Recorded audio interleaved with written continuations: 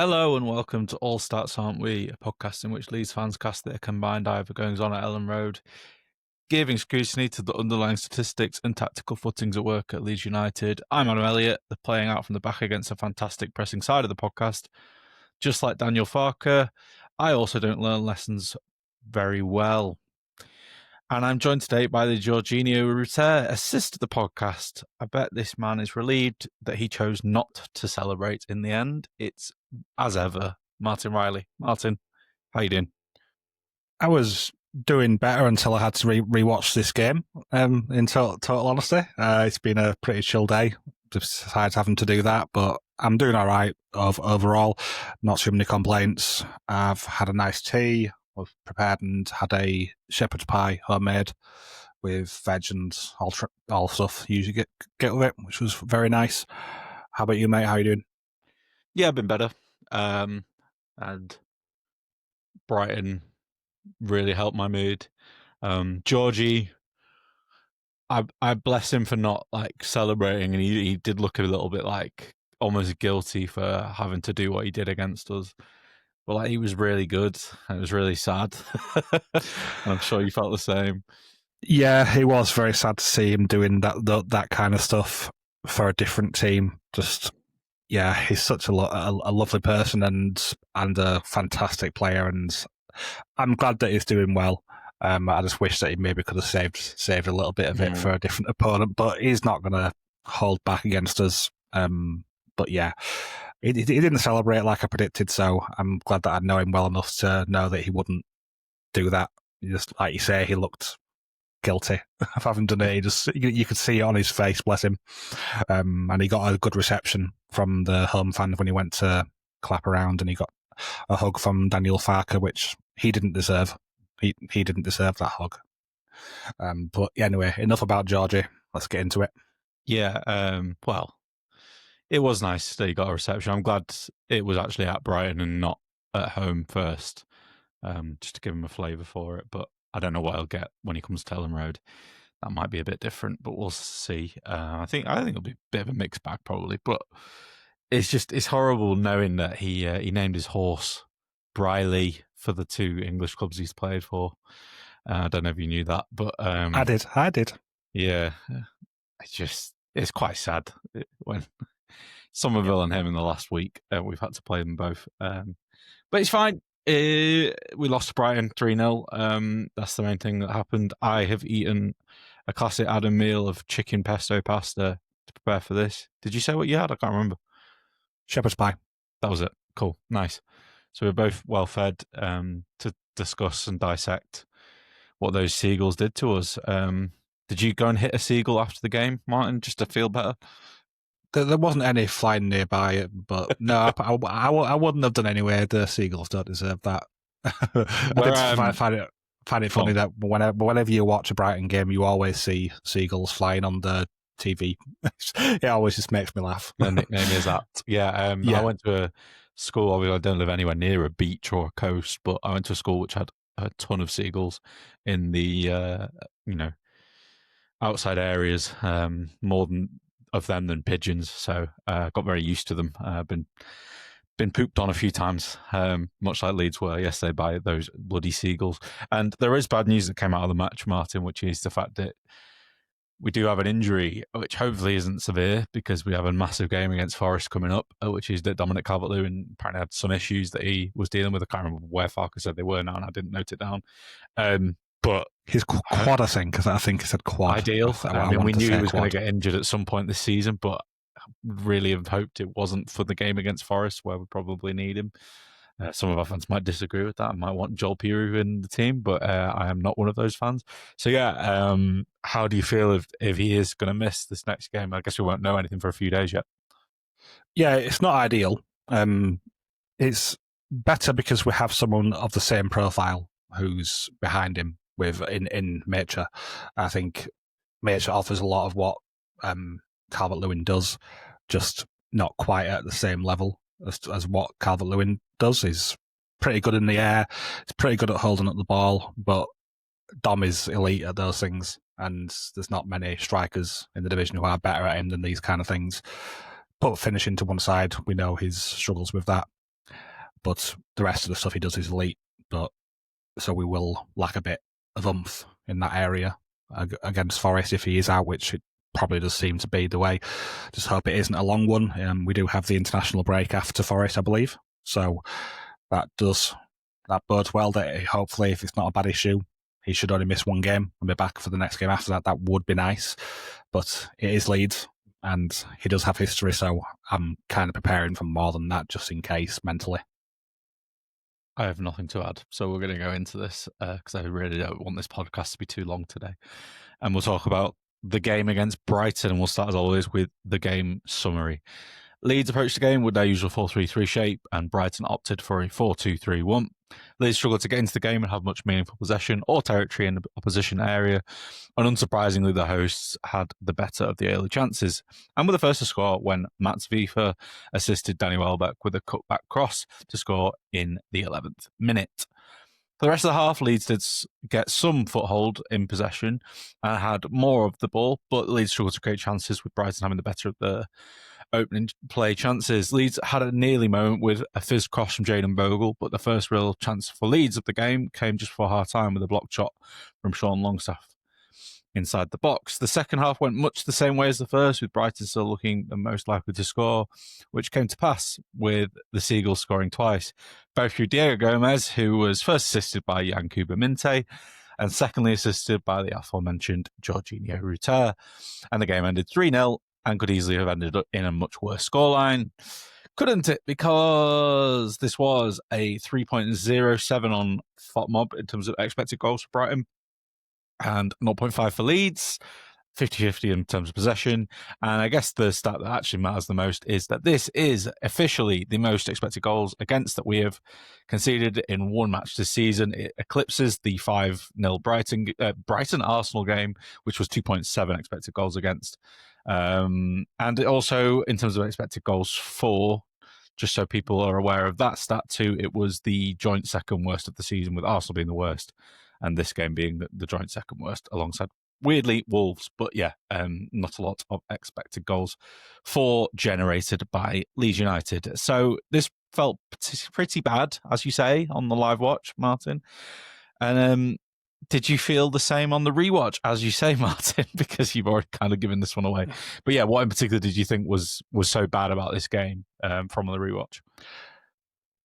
It was just the overall game plan, which was not suited to the opposition at all.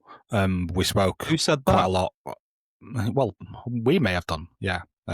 We may have said it quite in detailed terms, how you can stop Brighton being effective, and we did nearly everything the opposite of the way we that optimistically you should approach. Yeah, we optimistically thought we would approach it the right way, but we didn't do that. Yeah, we expected us to go longer because of the Bournemouth game.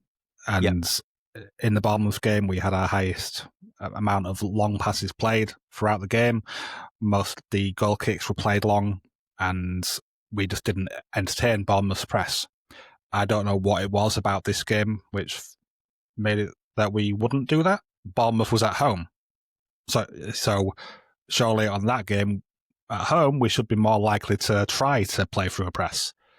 But this was away at Brighton, who are also one of the best pressing sides in the league. They've got the best high turnovers in the league.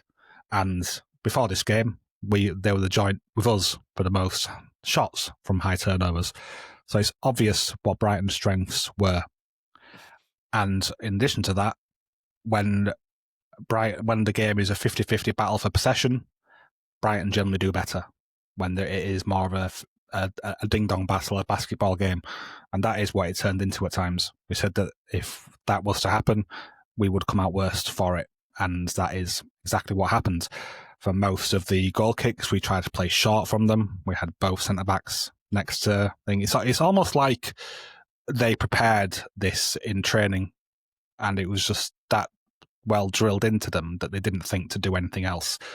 I mean, even with the amount of times that it went wrong throughout the first half and into the second half, even the third goal was caused by a high turnover. Trying to make that chip pass out to the right side to Bogle, Rutter intervened with it, eventually won the ball off Bogle, and then just did what Georgie does. But if we hadn't have done that 70 minutes into the game when we have a 6'3" is Calvert-Lewin, 6'4", something like that, around that. Beast of a guy who can win aerials all day.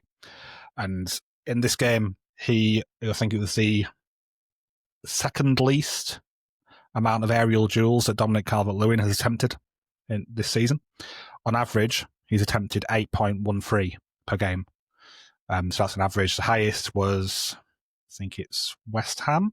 It was 16 that he took for duels there. So that was a pretty big amount. And in this one, he only attempted 4 aerial duels. So we just weren't getting the ball into the right areas for him to win these duels. We were going long. It wasn't like this was the game this season where we went long the least. It was around 14% was the amount of times we went long, which is around the average amount that we have done this season. But it was the areas where it was being put to, the long passes weren't in a good area. They weren't in the place where Calvert-Lewin needed them to be. So it was a struggle for him to get there to win the battle, or was going to the wide areas rather than hitting it centrally. And I just feel it wasn't practiced enough in training in the lead up to it. And this is what caused us to be so bad at it. And all of the focus in training before this game will be put towards short passing and playing out from the back. Considering we had more time to prepare than Brighton did by a significant amount, they had a midweek game, right? In Europe, I think. Nope. League Cup action. Oh, Cup. Yeah, League Cup, yeah. Yeah, they played Arsenal as well, so it wasn't even an easy game. They probably went strong. Yeah. Exactly, and they had I think I remember they had a pretty strong team out that day as well. So they had less time to prepare for this one. So all they did was what they normally do. So we had no excuse for not being prepared for both. Maybe the odd time playing out from the back, but then when it's clear that's not working, practice those long balls, practice getting men around Calvert-Lewin, practice where Perry's putting that ball.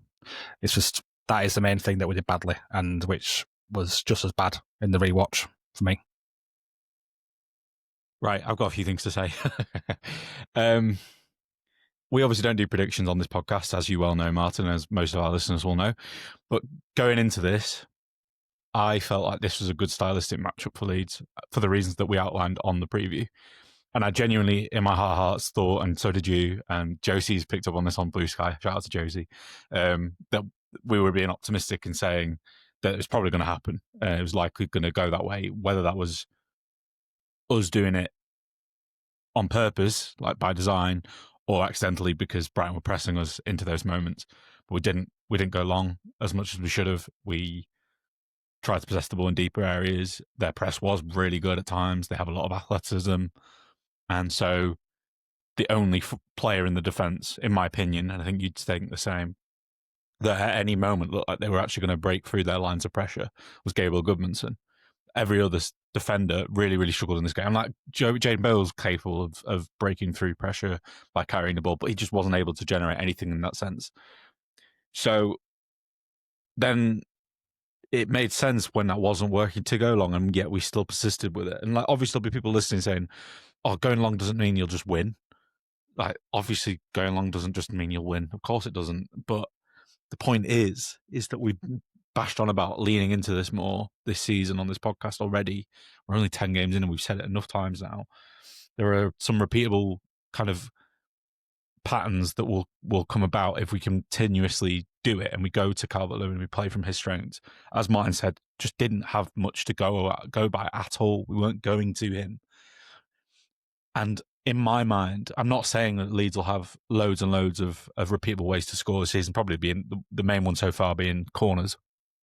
But if we're doing it from open play, the one I could see in my mind is you get the ball up to Calvert-Lewin. He either wins the first contact or he puts the defender off enough that they don't win a clean contact. You have the three midfielders, or at least one or two of them, swamping the ball from there. And suddenly we've kind of got numbers up the pitch around Calvert-Lewin. And what then would happen is you probably have one of the midfielders kind of break forward to join Calvert-Lewin into the box. You have one of the wide players go down the line and one of them go on the inside, and you play to the player on down the line and you get the ball out wide quickly. And then you'd suddenly have three players going into the box and one able to cross it. plus 2 midfielders coming from deep to kind of arrive around the edge of the box for any other second balls that we can recycle out. And that would be a way of either the ball would get into the box and we'd score, the ball would come out to the edge of the box and we'd have players there to collect it. And then we'd also have the opportunity by that point to get the fullbacks up the pitch too. So we can then recycle the ball again towards them if they're into their half. And I just don't understand why that isn't the plan for us the majority of the time. And it's not something that's really particularly easy to stop when you have the profiles that we do in the centre forward position, in the 2 wide positions, and in the midfield positions. And why I mentioned the wide position is because I don't think Brendan Aaronson's the answer. And I would like to see Dan James and William Gnonto get kind of the majority of the minutes down that right side from now until January, until we have time to address that situation. And if we do so, you've got 2 quick wingers. You've got a centre forward that thrives off that kind of ball that we've just discussed. And you've got midfielders that thrive off kind of getting into faces of the opposition and getting the second balls. We didn't do any of that. I can recall very few moments, even on the rewatch, where Leeds did something like that, where they looked like they were going to break. One of the few times in the entire match came in the first 10 minutes. We went long, we picked up the second ball, we managed to get it to Okafor down the left channel, and he put a cross in. It wasn't great. It wasn't a great cross, but it was a good moment. At least we got up the pitch, and it was the right kind of way. I don't know why we did that in the opening 10 minutes before they even scored, and then didn't really do it for the rest of the half. I can't understand why Farke is so insistent on playing so short. And we'll probably come on to talk about reasons why in a bit. But for me, if we don't start leaning into this more, we're going to see more of this type of match. And I know people will talk about how Brighton have more quality and they might beat us anyway. I agree. But we haven't even really given ourselves a chance, is the point. It was a bit like this for Arsenal. It wasn't great against Burnley in the same way. Probably our 3 worst performances of the season, those 3. And it's not really a surprise that they're 3 of the games we've just not looked. We've looked toothless, haven't we? So, yeah. Obviously, the last point I want to make here is, like, I see a lot of people digging out individuals online. I think the way we set up was suicidal is the only way I can describe it. That's the best kind of word I can use to describe it.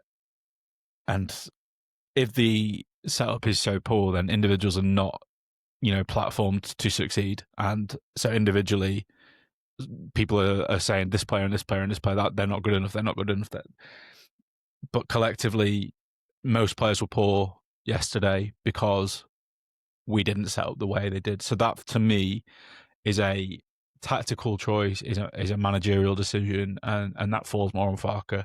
So if you want to point your blame anywhere, anyone listening, I think you need to put it at his feet, not individuals as much. Not to say that there weren't some stupid moments individually. Of course, Jaden Bogle on that 3rd goal, I don't know what he's doing really, but these players are being asked to play. That's not his fault at all. I'm not putting any blame on him at all. The players are being asked to do something that probably isn't what they should be doing, and it's like, well, then you are going to see mistakes happen. So I don't want to put too much blame on him either. So we'll talk about that again in a bit, but I think that's my rant done, and I probably don't have that many more points to make on this podcast, but that was my main bit of dialogue I wanted to get out there. So yeah, what we pointed down to, Martin, Farke's decision not to play to Calvert-Lewin's strengths and to the strengths of the midfield, as we just said. Why won't he lean into this more, even when it's obvious to us? And in the preview, we did say, didn't we? We said, this is the way to bypass Brighton's press. They're aggressive front 4 in their press. Like, this is how to get around it. This is how for us to get up the pitch and get bodies around Calvert-Lewin at that point. What do you put it down to from Farke? I think it's just because he's got too much dogmatism in the way he wants to play football. Mm-hmm. That's all I put it down to.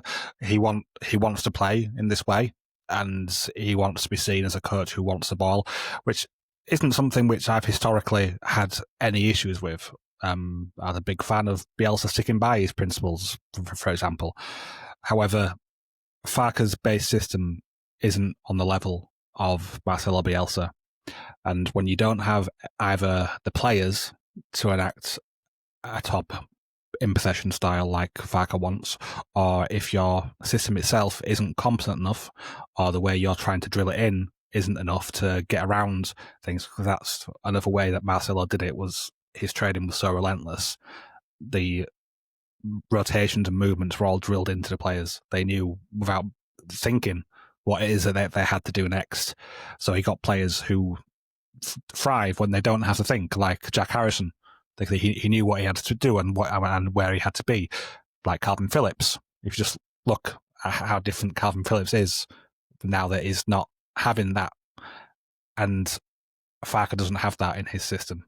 No disrespect to him, but he just doesn't, and he needs to be a bit more self-aware of that and make concessions. I'm not saying he should do it for every opponent, but for certain ones like this and like Arsenal, where you've either got an elite team or an elite part of a team, in this instance, an elite level press, which is what Brighton do have when they do get it right, and they got it right in this one. We really struggled to get out. There were a few moments where we did manage to get out, but I don't blame any of the individual players for losing any balls due to a high press, because it shouldn't be what we're engaging in. Yeah, I give praise when they do manage to get away from it, and Goodmanson did do that a few times, but no negativity towards any individual at all in that back line, because it shouldn't be the situation that they're putting in the first place. So, yeah. You have mentioned before, though, and maybe I was a little surprised that some of them just didn't do this, but you said before, like, you're expecting some players to almost just go against Farke's kind of wishes and demands tactically, because it, like someone like Beale, who has quite a good kind of long ping out, I say, from what Dan said during scouting in the summer, and something he picked out was that Tom Wilson said the same to us in the past as well. So are you a little surprised that some of them aren't just kind of just doing that, going their own way and doing their own thing? I think it's just because they're not wanting to go against Farke at this point. It's not quite got to as bad of a point where they're wanting to go against what he's saying. I think if it was to get worse than this and we were to have a number of games where we did look as bad as this, then we could well see that. So we still don't know if for the Bournemouth game, if Farke maybe did tell them to go longer in that one randomly, but then didn't in this one. But it just doesn't make sense for it to happen that way. I can't remember how much time we had to prepare for the Bournemouth game. Can you? No. If we had remember. But we had 8 days for this, and Brighton played twice in those 8 days. So I wonder if it's just something that Farke overthought it and thought, I've got all this time to prepare. I can get around their press. I have faith in myself that they won't be able to match up with the brilliant build-up structure I've got, and I've got more time to prepare. They'll be more tired. We'll be able to play around them, and I think that could be what he thought. Like he won't ever admit that and say anything like that in the press, in media. Sorry, but yeah, I think that could be something to do with it as well, just a little bit of overconfidence, and with what we saw about Brighton struggling against lower end teams. But the reason why they struggle against lower end teams is because lower end teams don't play in the way that we did. Yep. So, as I said, suicidal. Yeah. I think it's noticeable that like it's been got wrong from Farke more in the away games than the home ones. Our 3 worst performances are 3 away games. Fulham, we were really toothless, but they were as well, and that could have just been 0-0. Which means the only game we carried any kind of threat, and that was only for one half, really, was Wolves. And then after that, we quietened down quite a bit in the second, and we kind of protected the lead that we had, which, fair enough. We did have a 2-goal lead. It kind of made some sense. But the other 4 not been great in that sense, and I don't really know. But you might be right. You might have nailed it, that he just had more time, so maybe he thought, Brighton have got 2 games to prepare. They won't be as prepared as we will.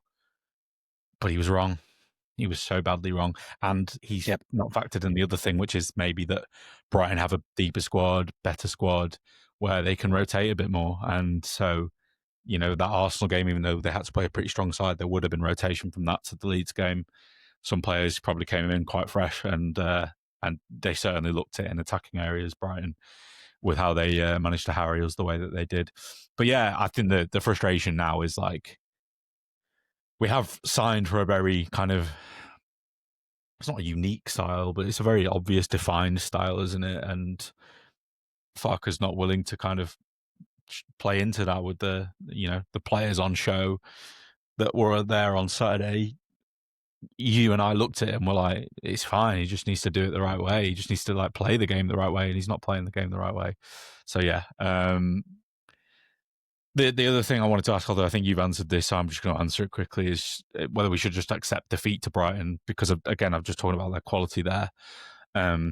Or can we rightly be frustrated with the game plan? But you nailed it. Like you just said, like their performances and results last season against the weaker opposition in the league were not good, especially in home games. They were poor. They weren't generating as much. They drew a lot of games 0-0, 1-1. But we got it so badly wrong that we got overrun. And to me, it felt like the first goal was going to be pretty important. I thought if we scored first, maybe we'd win 1-0, maybe it'd be a 1-1 kind of game. But as soon as they scored, I thought probably going to concede a few here. And if Farke doesn't go long, it could get really ugly. And it did. It got really, really ugly. It could have been probably a bit more than 3-0 in the end. So, yeah, that was frustrating for me. Do you have anything to add there? Yeah, so I think there is something to the fact that Brighton do have a lot more quality than us. So even though I was confident that we could get something if we got the game plan right, that something that I was expecting was a draw. Yeah, I wasn't expecting a win at all. If that would have happened, glorious. But the gap in squad quality between us and them is massive. Their 11 they put out was valued over 320 million per transfer market, and ours was valued around 160, 170. So it's like half the value because they've had many years being able to build up this amazing squad. And that's without players like Kara Matoma, who's their joint highest value player, I believe. Yeah, I know we're without some players like Anton Sak didn't start because he's one of our other high value players. We've recently bought him, but they've still got so much more quality than us. And I don't think it's something that we should head loss over totally, like saying that how it was totally dreadful, because I think a lot of Leeds fans have this sort of thing where they look down on clubs like Brighton because historically we're so much better than them, so we should automatically be beating them because we're the mighty Leeds, and we should be beating Brighton because they're just little seagulls from down south. We haven't won in Brighton since 2009. As yeah, exactly. That as well. So there is some things we say about accepting defeat to Brighton, because I would have accepted a defeat to Brighton if we had got the game plan right. I'm just not happy with the way it is. I'm happy to lose to Brighton. No, well, not happy to lose to them, but I'd expect to lose to Brighton away from home, especially. I mean, if it was at home, maybe that would be a different story.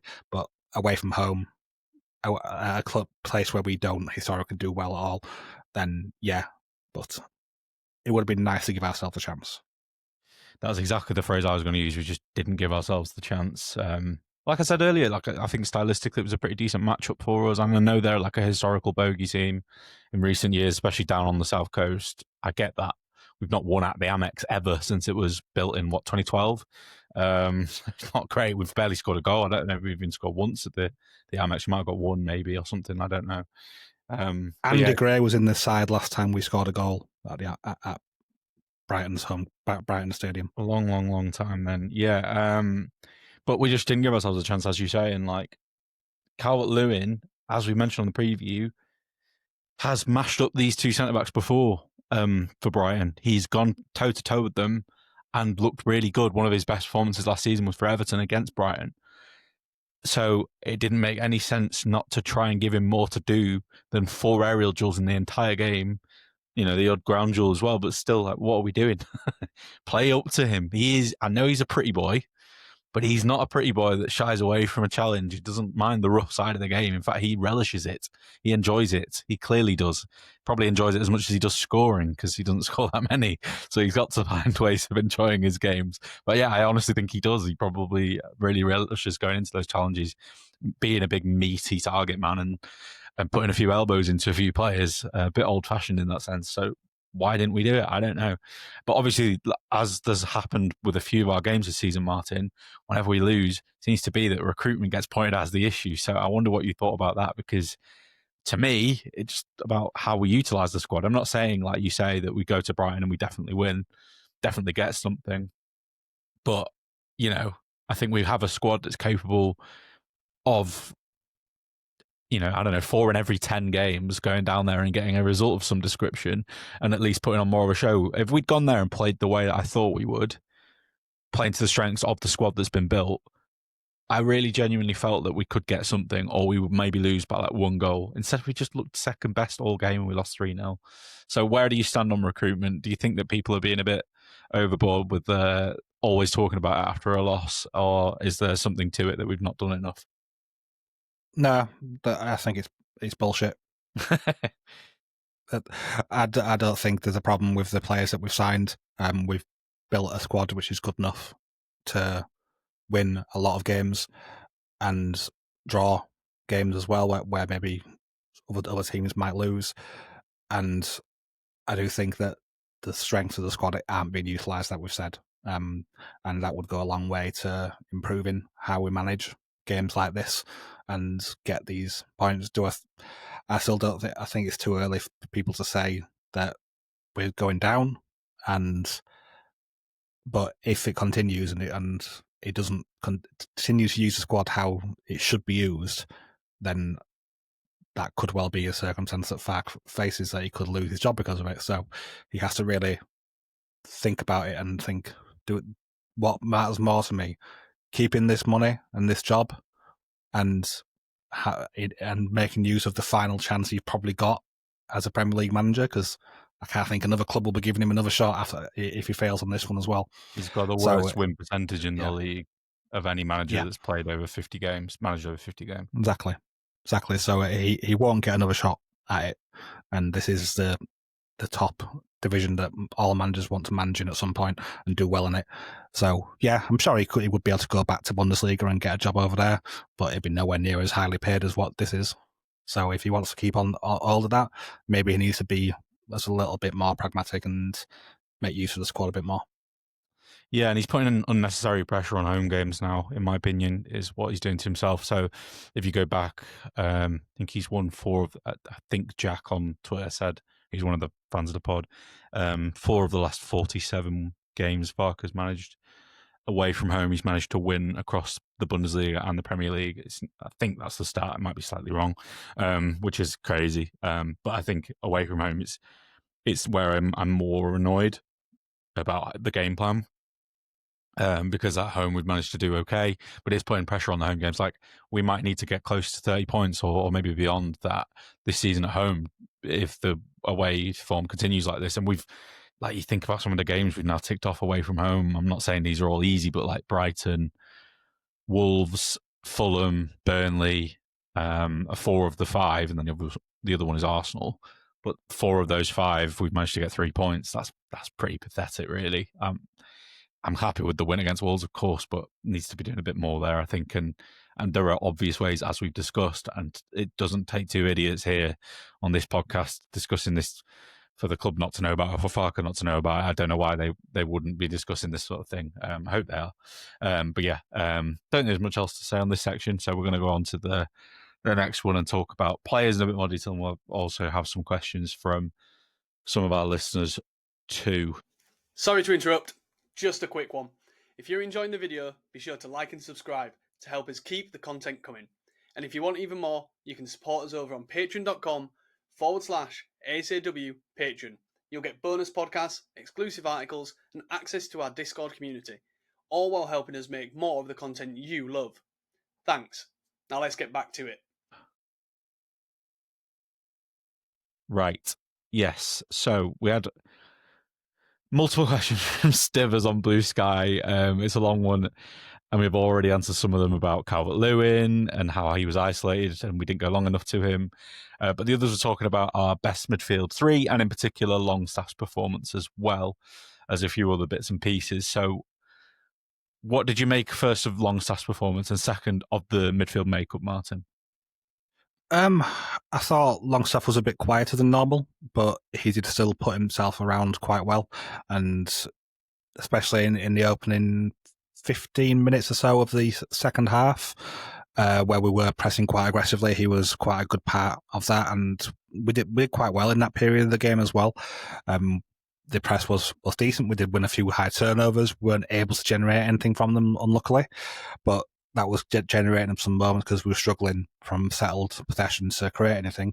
Trying to get something going from high turnovers made sense. It was working for Brighton, so we at least should try it. We have had a good I had a lot of success this season of getting these high turnovers and getting shots away from them.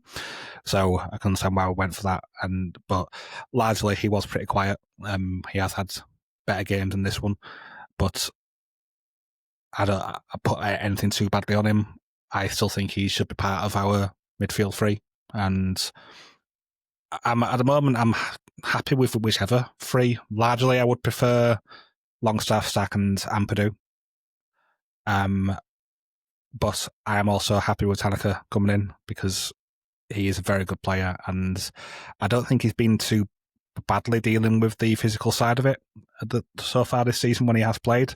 Obviously, he hasn't played loads recently because of he had a bit of time away from the team, and he's still getting back to his full sharpness, I think, but he's starting to get there. One thing I will say on the midfield three is I think Ampadu, his form has not been great. I could say that 2 out of the 3 goals Ampadu had a hand in this one. He's got such a big problem with ball watching in those sort of moments. It's not just him who's doing it, but for both of the 2 opening goals, first and second one, but both of them I could put some blame on Ampadu, and I'm not really happy with that because he should be our best midfielder. He's our captain, and he should be setting standards. And at the moment, he's not doing that. He's also our deepest midfielder most of the time, so he should be the one who's getting into the box and doing these kind of things to help out the defence. And at the moment, he's not doing it. And I hope that goes away and he starts looking around more, because some of the movements that they were doing were nice, but he just wasn't making any attempts to try to close them down, to try to get between the man and the ball or getting close to them to put them off. On the second goal, he even noticed the guy running into the box. He noticed Gomez's run and didn't speed up. He just kept going at the same slowish pace that he was and didn't make any sort of attempt to stop him. And it really frustrated me on a rewatch. So that's all I'll say on the midfield three. I don't really know where to go with this. I think there's a place for all 4 of our main midfielders in the midfield trio in different games. I think there'll be not very many, but there'll be some games where Tanaka maybe makes a lot of sense when we need a lot more of the ball, when we genuinely are going to have it, but that's going to be more at home against weaker opposition than it is away against teams like Brighton, where I'm not saying that Tanaka's bad at kind of reading second balls and getting into a situation where he can snap into that. But I think the other 3 are a bit more physically imposing, a bit more robust. So I'd rather have a combination of those. If Ampadu, I don't think he's been terrible recently, but he's not been great. If he continues to play the way he is, you could argue that you could play the other 3 and drop him, but he's our captain, and I think there's other intangibles that go with that. So I'm kind of reticent to want to drop him from that kind of basis as well. I think that's important in terms of his organisation. Even if he's ball watching himself, he needs to be marshalling others, and he visibly was good at doing so in the Championship. So I don't see any reason why he wouldn't be in the Premier League. But not every player is rubbish just because we've got promotion and we've signed the players that we signed, and then some of the ones who carried over from the Championship are here as well. Doesn't mean they're all terrible and not good enough. It just means that we are where we are, and people are forgetting this. We are a recently promoted team, and the players that managed to come up with us might be able to make the step up, but that doesn't mean they're going to suddenly become top half players. It means a lot of them are probably still bottom half level players, and that's fine. And as we kind of progress, if we do manage to survive this season, you'll look to replace these different components of the team and make the squad better overall, and then your starters become squad players and whatnot. That's kind of the plan, isn't it? But at the moment, you're not going to get a perfect level of performance, even if Farke sets the team up well tactically, which he obviously didn't here, and that doesn't help. But even if he does, you're still going to have a bit more variance in kind of performance levels with players down towards the bottom of the league. That's just quite natural. When you're losing games, everything seems like the worst thing in the world as well. So I do think some of the talk's a little bit overblown. But at the same time, I completely agree why people are frustrated with the midfield in this game. But I think they were doomed to fail because the way that they would have operated better, maybe Tanaka aside, is to have gone longer and then played from there. Longstaff wasn't great. It was probably one of his worst games for us. He's been one of my most consistent players, but it is what it is. We had a few questions in the Discord on this running order, Martin, which I just reminded myself of while we were talking. So I'm just going to go on to one of them from Paul before we go on to some of the next stuff. He just said, why are we so shit away from home compared to at home? And then you obviously did actually reply to this in the Discord, and you posted the away table where basically all the teams towards the bottom of the actual league are also towards the bottom of the away form table as well.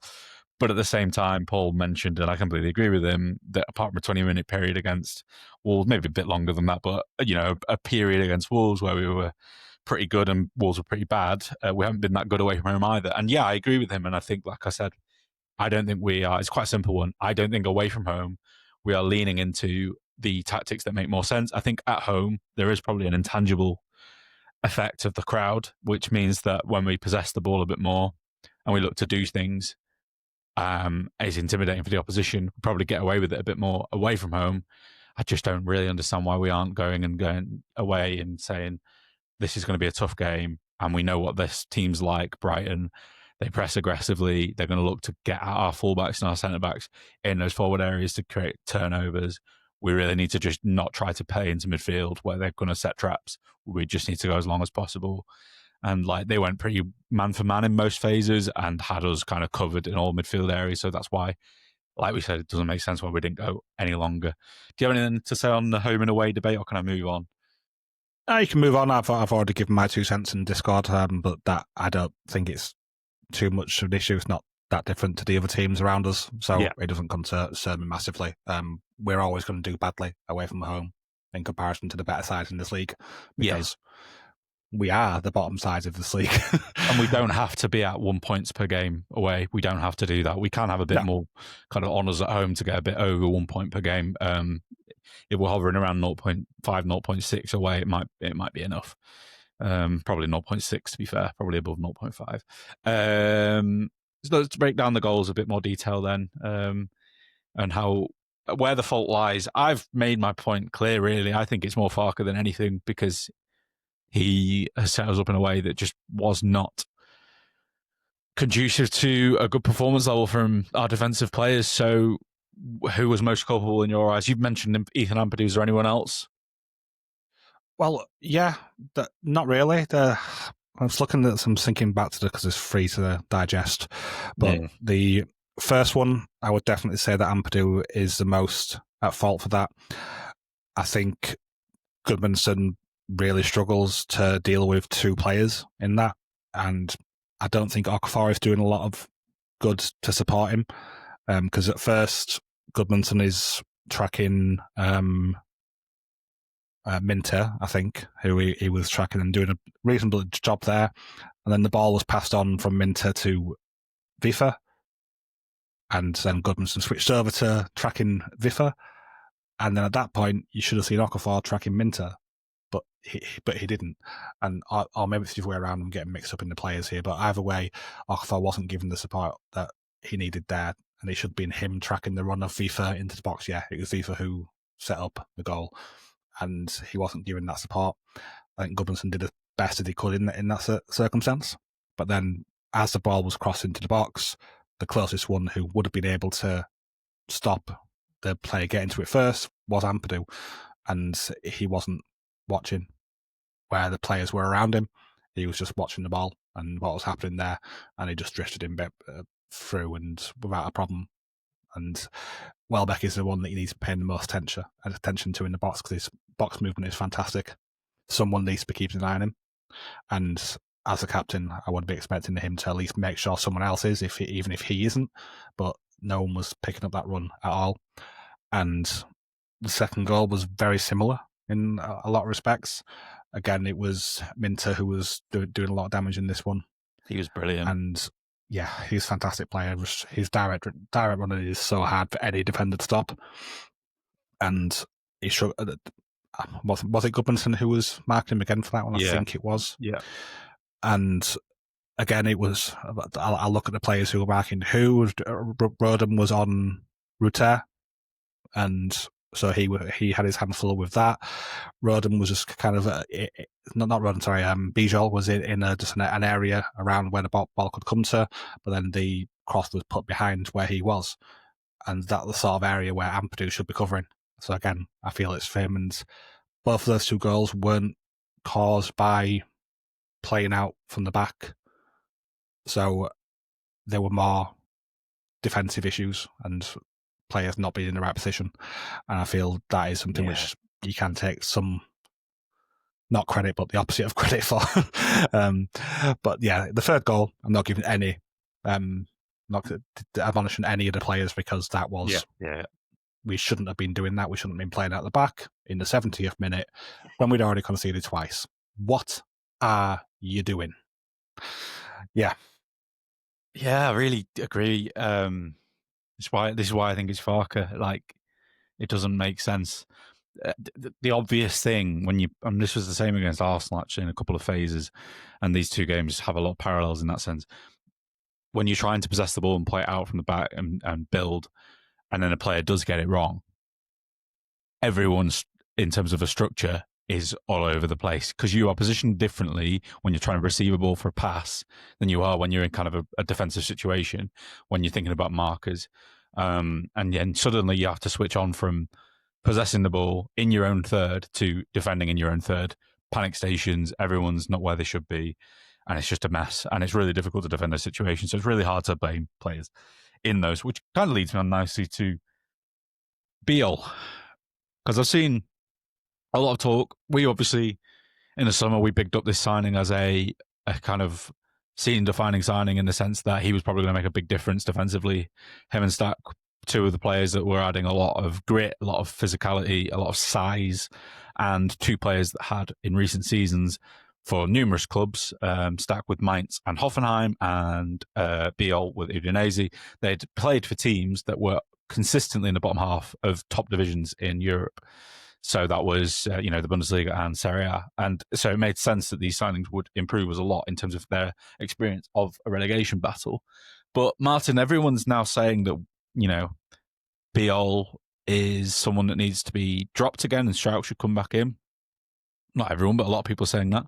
A lot of people are saying that he's a waste of money and that it's a bad signing. A lot of people are saying, those sorts of things. And we had a question from Matt Hick, who said, I love what you guys do, but after 3 games, I'm struggling to see what you consider Beale to be much better than Strauch. He was poor against Sheffield Wednesday. He made several mistakes against West Ham, and he was also at fault for 2 of Brighton's goals, in his opinion. He said that Strauch might not necessarily be massively better defensively, but he certainly looks superior on the ball, and this progressive passing is certainly better when it comes to the eye test. Can I just quickly go first on this, and I will pass over to you? I don't care about the Wednesday game, Matt, and I'm not digging you out for saying that, but it just doesn't matter to me, in the sense that it was a kind of team that hadn't played much together, very, very new, and he was basically having to play in a centre-back role that probably wasn't what we're expecting of him this season. We're expecting Beale to be sat in either a lower or a mid-block, much deeper than when we were against Wednesday, when he was on the halfway line. And I know it was their kids, and we should have had enough quality in that team to win, but we didn't. But I just don't think it matters. It's not the kind of game he's going to have to replicate in the Premier League very often. The West Ham one, I understand what you're saying, but I think, as we said on the last pod, I think there was that you can have some leeway from that and this game for some rust. He's not played a lot in terms of games this season. He's played obviously for his country a lot because he's one of their best players, but he's not played a lot for us. And so there's a bit of an element of rust, and there's also a bit of an element of not maybe knowing his teammates in the same way in terms of on the pitch and those relationships that he's forming yet. Also, the last thing to say is he has played most of his career, even though he's played a little bit as a left centre-back, he's played most of it as a right centre-back or a central centre-back in a 3. And so there's maybe a little bit of that as well. And the most times he's played left centre-back have been for his country, which has been fine, but it's a slower pace at that level. It certainly is. So there's probably just quite a few things going into this of why he's having to have a bit of an adaptation time.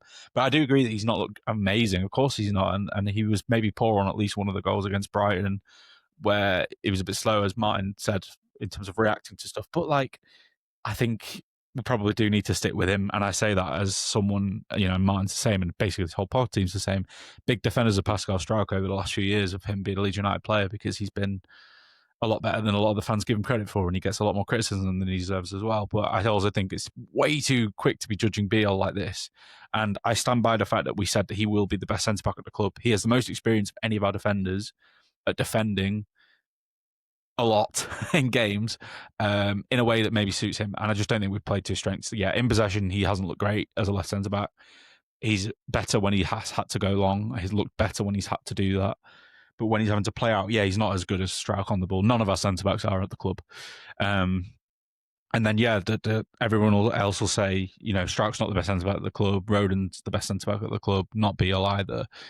But the way I've had Beale described to me by people that have watched a lot more of him is he's just a better version and a slower version of Rodon, because he absolutely loves to defend. He loves to put his body on the line. Rodon has those kind of like aggressive blocking qualities. He's very much a defender that is reactive to situations rather than Strauch, who's a little bit more passive and maybe is thinking a bit more ahead. Rodon loves to kind of just throw his body at things.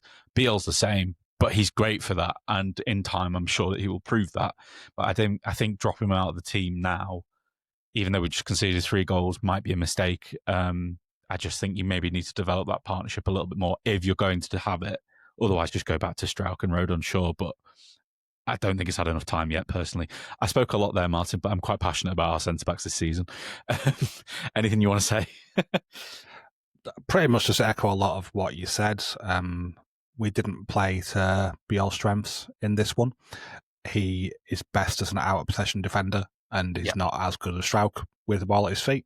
But despite that, he had the highest pass completion in this game, 93.6%, which is pretty high to say that Brighton had a really strong press going on.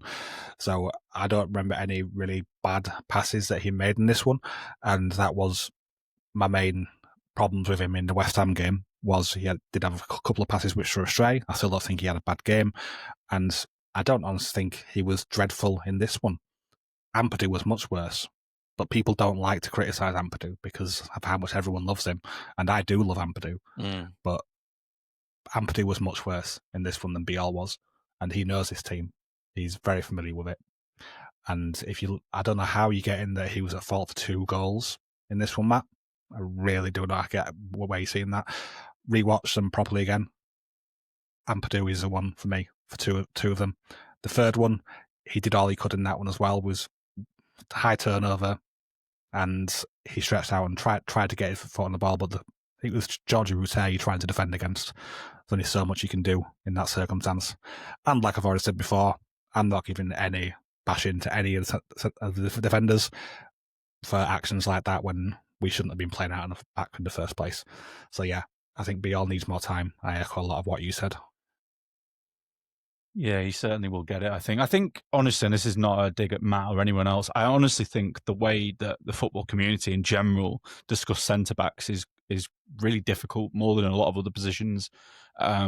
Strikers has this a bit as well, because I think a striker for a team fighting for the title and a striker fighting for relegation is 2 different things, and you need to be judging them differently in terms of, they should score goals and that sort of thing. But it's so context dependent about your centre back. I agree with what Matt's saying about Strauch in terms of progressive passing. Maybe if we are playing the ball on the deck, he makes more sense than either of the centre backs that started against Brighton. Of course he does. He's the best passer at the club in terms of his centre back.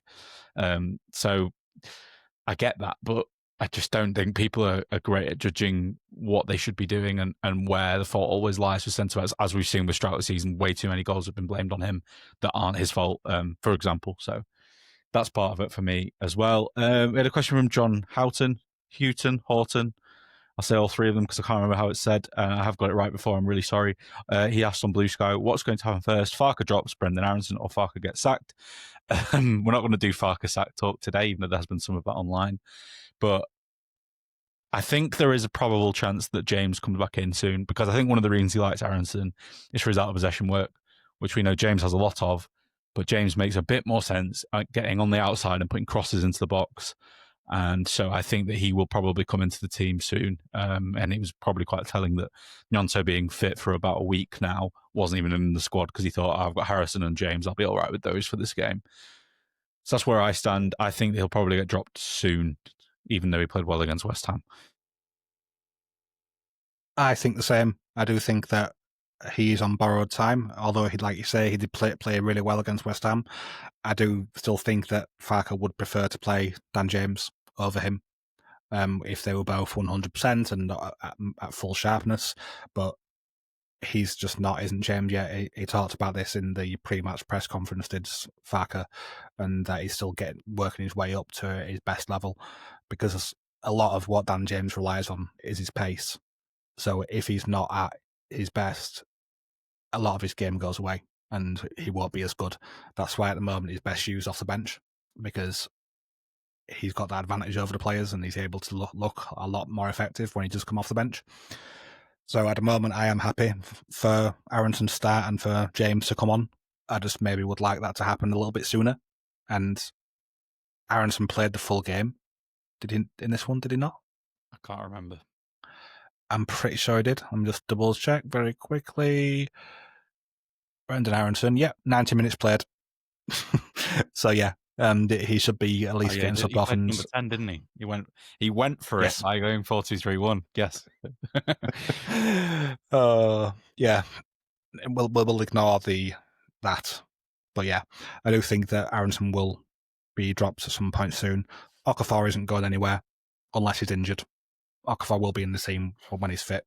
And I think James, and I'm hoping Gnonto gets some minutes when he is back, but he's further away than James is because he was out for longer.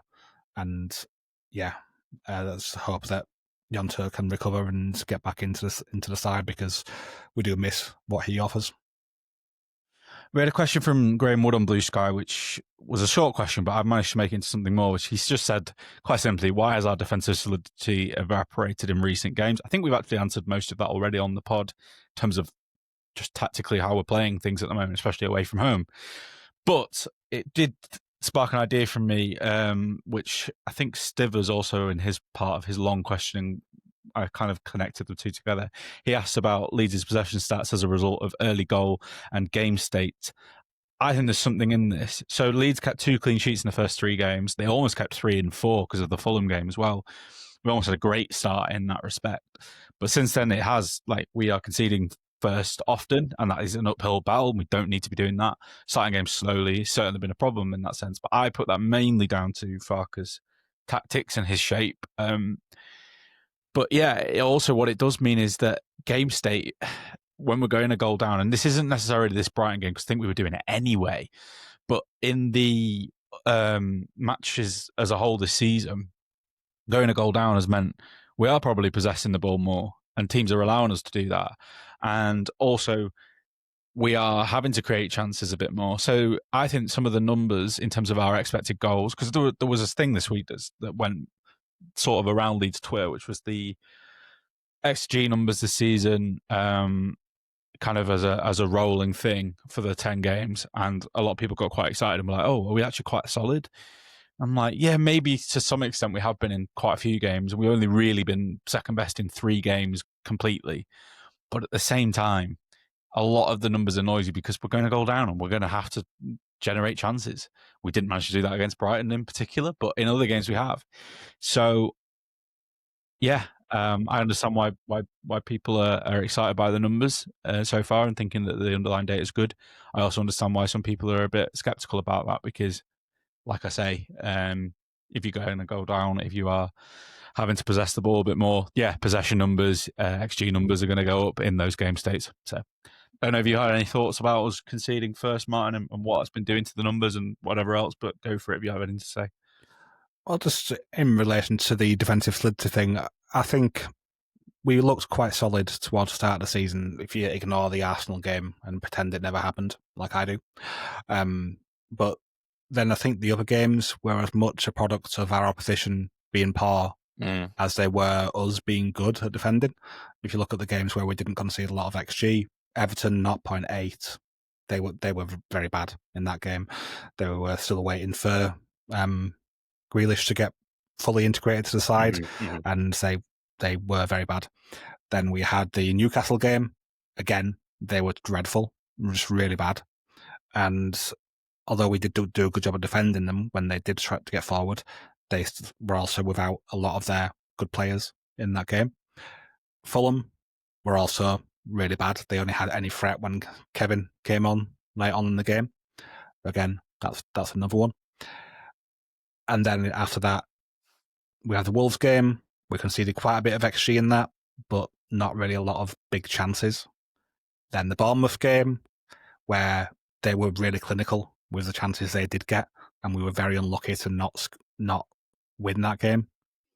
Then the Spurs game, see the same as the Bournemouth game. They were very clinical. Then the Burnley game, again, the exact same thing. So it's not like we're doing anything different in why it's suddenly evaporated. It's just that our opponents are doing better. When we have games like against Newcastle, where we have 0.5 XG and don't concede, then we have the game against Everton, 0.8 XG and don't concede. That's fine. But then you have Burnley, 0.5 XG and concede twice. XG adds up eventually. It's a long-term thing. So when you concede in these chances, eventually it will add up and you will have some games where it looks worse than the other ones. So I don't think we're doing anything differently. It's just our opponents were better in the games that we had. And it's just something that will roll throughout the season. We might start looking better again soon. We might have a few games where our opponents do badly, and then we'll have a few games where they don't do badly. It's the nature of football, and I'm not massively concerned about our defending outside of individual errors, which I hope will get ironed out. Players not reacting to moments and not following runs into the box. That is something of an issue. We've seen a lot of late runs into the box which aren't being picked up. Mm-hmm. I think that one could be a bit of a tactical thing, which if that continues, I would be getting worried, because there have been quite a few of those recently where the players who are in the box as the ball gets delivered, or as the ball's approaching the box, are being picked up, but the players who are arriving late aren't being picked up because players are just watching the ball and not getting the head up, just scanning and looking around to see what's around them, because that's so important in football. And they're just not doing it in a lot of these. And nearly all of the goals we've conceded recently could have been handled differently and better by our backline. And yeah, we're never going to defend best because we are a squad who's just been built in this league, and we do have a lot of players who are below the level of mid-table even. A lot of them are low-end Premier League players. So mistakes are going to happen. And it's just something we have to get used to. We've had 2 seasons where we haven't conceded many goals, and we will look crap for a few games, and then we might look better for a few games. But we're probably going to look crap more than we look good. Sorry, that's a very sobering end. Nope, that's fine. Not much else to go at here, so we'll just kind of finish off with the last bit, which is, I'm not going to ask you if anyone struggled, because most players did. As we discussed, probably when that happens, it's probably more of a team thing, a tactical thing, rather than individuals. But who actually stood out here, Martin? Because I have 2 players in mind. 2 for the first half, 1 for the second. My 2 were in the first. I thought our left side was pretty productive. So that was both Gabriel Goodmanson and Noah Okafor. I thought got some credit for that half. In the second half, I wouldn't say Goodmanson stood out at all. I would say Okafor continued to, though. So Okafor overall was my man of the match by quite a large margin. And I know that some people were getting frustrated because a few crosses didn't quite make their mark, or they were overhit, or they were underhit, or, or they just weren't where they needed to be. But the point is, on the preview, we did say he'd be the most dangerous player if Mats Wife played at right back. And he was our most dangerous player when Mats Wife played at right back. So that was good. But that wasn't basically it. There wasn't much else to get in terms of good performances here. Like I said, I thought Goodmanson had a good first half, but no one had a good second half other than Okafor, I don't think. So anyone else you think is worth mentioning at all? No, I don't think there was players who were dreadful. I don't think Tanaka was dreadful. He was all right. He wasn't good. He wasn't bad. I think there's just a lot of performances which were like that. But I do definitely agree on your 2 of the ones who to talk about. Okafor, he had Vifa on toast so many times, and it's just the delivery into the box after he'd beaten him just wasn't there. I mean, he attempted 8 take-ons in this one and won 5 of them. He's just really on fire with his dribbling at the moment, and when he gets in that sort of mindset, he's really unstoppable. And if he would just not maybe picked the right pass, but executed the pass a little better after that. But there's only so much one man can do. Yeah. And that was where all of our threat was coming from. What little we did have was from that. And I just want to shout out Jaden Bogle as well, because that one cross that he put in, I think about halfway through the first half, which Calvert-Lewin was inches away from getting that could easily be a goal, and he was just so unlucky that it wasn't right there. It was a lovely delivery, and Calvert-Lewin was unlucky just to not get anything on it. He was so close to getting something on it, and that was good as well. But yeah, no one else that I'd want to mention as being good in this one. Yeah, Okafor is just that end product is not always quite there, but like this is the point Martin made earlier. A lot of these players are low-end Premier League players. I'm not even saying he is one of those, but like a lot of players at this sort of level of the table are not going to do things as consistently towards the top end, where those moments come off a little bit more. Yeah, so there's that to take away from today. The other thing I would take away is, like I said, Brighton battered us here in terms of the numbers and has made our overall expected goals and expected goals against numbers this season look a little bit more like how I kind of imagined they would be. I think we've been running a bit like hot in those numbers because of the game state, and it is important to remember that they can be a bit noisy, and I think some fans know that and are aware that they're being a bit overhyped at the moment, and our performance levels are being a bit overhyped. Just indulge me for this last bit, Martin, and then we can go. We had an interesting conversation in the admin chat. This isn't a question. I just wanted to speak about it quickly, where a few people were mentioning previous seasons how we felt about Leeds 21-22 and 22-23, where we finished 17th and we finished 19th and we got relegated to the other one, and how different this feels. And even though this game was poor, and I think Burnley and Arsenal as well, those three, at least 8 games this season, you can say that Leeds have been involved. And even though we've vented some frustrations on this podcast today, a lot of the time we're getting it right in the sense that we are in the game. We aren't getting blown away. We aren't like totally just toothless completely and not able to do anything. We're at least involved. And that's important to me for the remainder of this kind of first half of the season until we get to January. And then the reason it got me thinking a bit more was because the kind of goals we conceded in that 22-23 and 21-22 season were the same bloody type of goal. Under Marsh and Bielsa, there were a lot of back post cross goals. We talked about it loads on this podcast at the time. Under Bielsa, there were a lot of, because man marking was such an issue, there were a lot of times when we would just get bypassed in terms of our press. And so one player would be able to drive through the middle of our pitch and basically play wherever pass they wanted to make because we had a man advantage to have that extra man. We don't have that now. So even though it's been frustrating, the point is, a lot of the goals we've conceded this season, there's been some ones we shot ourselves in the foot in terms of build-up, yes. That's been the main one. And then Martin mentioned runners into the box not being tracked well enough, or runners around the box not being tracked well enough. That's probably another one, yes. But generally speaking, I wouldn't say, and you said this was your point, Martin, that the issues are as systemic as they were under Marsh, under Bielsa. Certainly not. They weren't the same thing time after time that you were saying in terms of get the ball on the outside of our press because we're very narrow, and then a back post cross because our fullbacks are all over the place, and suddenly they have a tap in at the back post under Marsh that we had all the time. Those kinds of goal. So I'd say that's a small positive with the players as they are, whether that's Farker or that's something else. It's a small positive to take, is that not every goal is repeatable, and there is a bit more randomness to the ones we're conceding. And some people won't like that, but I think it is a small positive. But there aren't many positives in this one. Anything you wanted to add on that? Because it was your point, really, the main one being that it's not a systemic issue. No, I think you've covered it there. It's definitely not as bad as what it was last time around. We are still quite early in it, but I don't see any major systemic issues which will consistently cause chances to be created. Mm-hmm. More the thing which will consistently cause chances to be created is individual players not doing the right thing in moments, but that's not a tactical thing.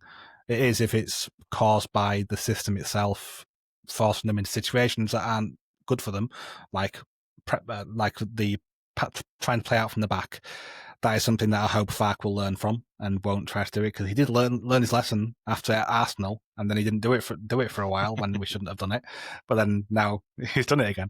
So he maybe just got big for his boots in this one, and I'm hoping he does learn from it. But if he doesn't learn from it, that's when it can become a systemic issue. But at the moment, outside of this and the Arsenal game, we've largely been keeping ourselves in games, and I'm happy about that. Under Marsh, I was never confident that even when we went a goal ahead, that we would be able to get it done. With this team, if we go a goal ahead, I'm very confident. If we get the first goal, then I'm very confident that we're going to at least get a point out of the game, if not a win.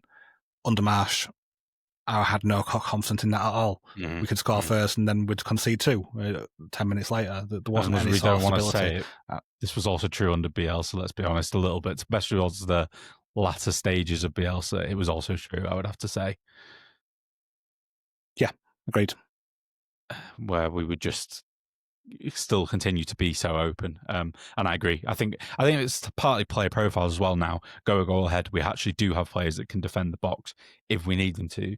Whether we have the right manager, I don't know. And I do think there is some stubbornness and some naivety to Farke that we're still seeing. We use those words against Arsenal. I haven't had to use them for a while, but I think this one was one of those where you can definitely say there are some of those elements again at play. And hopefully he does take some stuff from this and put it into practice against other teams. I'm not expecting Forest to press that high, but we'll talk about Forest another day because that is our next game.